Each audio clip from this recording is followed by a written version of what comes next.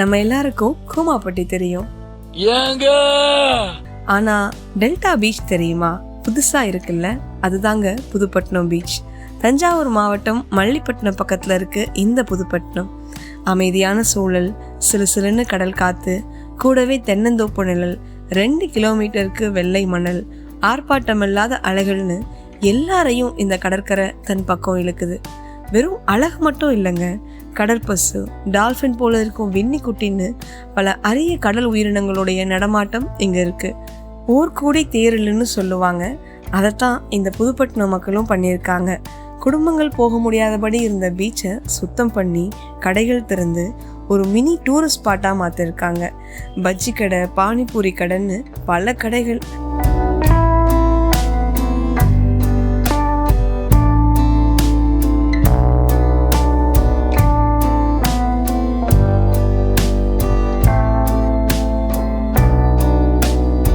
அங்கே இருக்க ராட்டினத்தில் விளையாடுற குழந்தைங்களை பார்க்குறப்போ நம்ம மனசும் சந்தோஷமாகிடும்.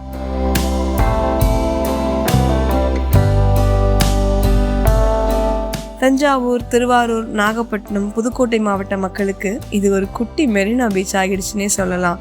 சனி ஞாயிறுகளில் நூற்றுக்கணக்கான மக்கள் தங்கள் குடும்பத்தோடு வராங்க. 100 மீட்டர் வர கடல் ஆழம் இல்லாமல் இருக்கிறது இந்த இடத்தோட தனி சிறப்பு.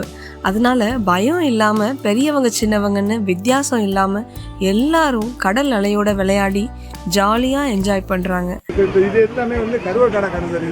எல்லாம் 2 பார்ட்ஸு, ஒரு பார்ட்டு மீனவர்களுக்கும் ஒரு பார்ட்டு முஸ்லீம்களுக்கும் அப்படியே பிரித்தது. அப்போ கருவக்கடை கலந்தப்போ நாங்கள் என்ன செஞ்சோம், பசங்கள்லாம் சேர்ந்து இதெல்லாம் சுத்தம் பண்ணி ஏதாச்சும் நம்ம ஊருக்கு ஒரு பள்ளிவாசலுக்கு வருமானம் வர மாதிரி அதை செய்வோம். அந்த மாதிரி செஞ்சது தான். கிட்டவே 4-5 லட்ச ரூபா செலவு பண்ணி இதை நாங்கள் சுத்தம் பண்ணி எல்லாம் இதுக்கு பேர் வச்சது கூட எங்கள் பசங்க தான்.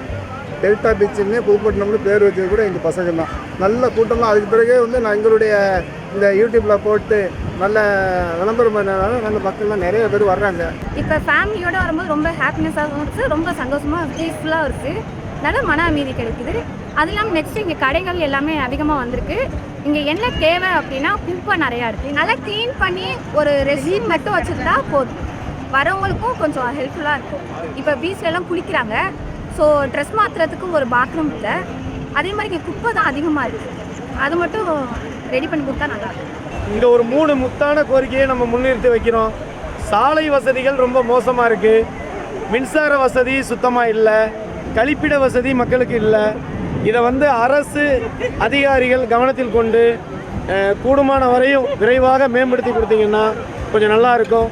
மக்கள் சொன்ன சில குறைகளை பற்றி பேராவூரணி தொகுதி எம்எல்ஏவான அசோக்குமார் கிட்ட நம்ம கொத்தாரி டிஜிட்டல் டீம் சார்பாக பேசணும்.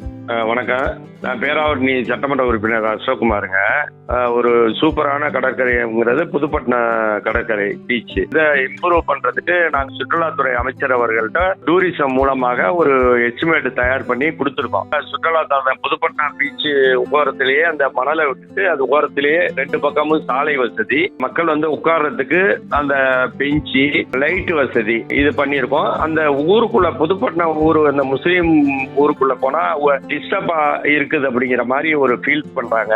வாகனங்கள் இது வராம எங்களுக்கு டிஸ்டர்ப் இல்லாம நீங்க டூரிஸ்ட் எப்படி வேணுமாலும் டெவலப் பண்ணிக்கங்க அப்படிங்கிற மாதிரி ஒரு கோரிக்கை வச்சிருக்காங்க. அதனால நாங்க என்ன பண்ணிருக்கோம்னா, மல்லிப்பட்டினத்துக்கும் புதுப்பட்டினத்துக்கும் இடையில போறதுக்கு ஒரு பாதை, வர்றதுக்கு ஒரு பாதை, இருவழி பாதையாக அதுக்கு எஸ்டிமேட் தயார் பண்ணிருக்கோம்.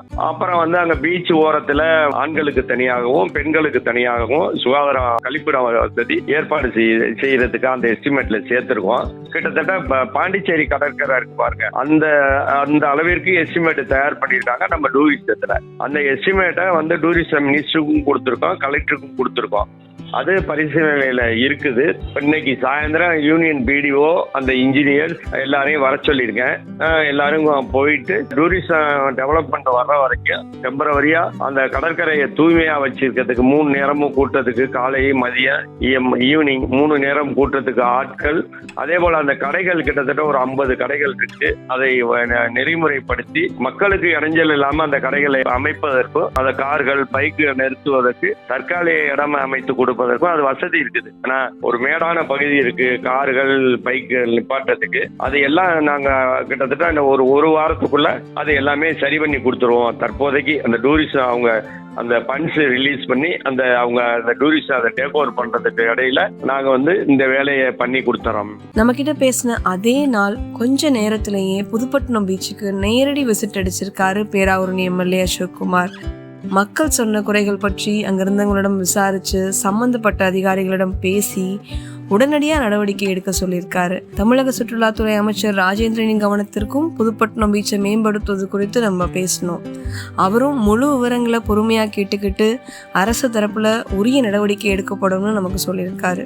இந்த பகுதியின் இன்னொரு ஸ்பெஷாலிட்டி அரிய வகை உயிரினமான கடற்பசுக்களும் பார்ப்பதற்கு டால்ஃபின் போல இருக்கும் வெண்ணி குட்டிகளும் தான். தஞ்சாவூர், புதுக்கோட்டை, ராமநாதபுரம் மாவட்ட கடற்கரைகள் பகுதிகளில் இந்த கடல் உயிரினங்கள் அதிகமாக இருக்கு. இவற்றை பாதுகாக்க அரசு பல முயற்சிகள் எடுத்து வராங்க. இந்த உயிரினங்கள் பற்றின பல சுவாரஸ்யமான விஷயங்களை நம்ம அடுத்த வீடியோவில் பார்ப்போம்.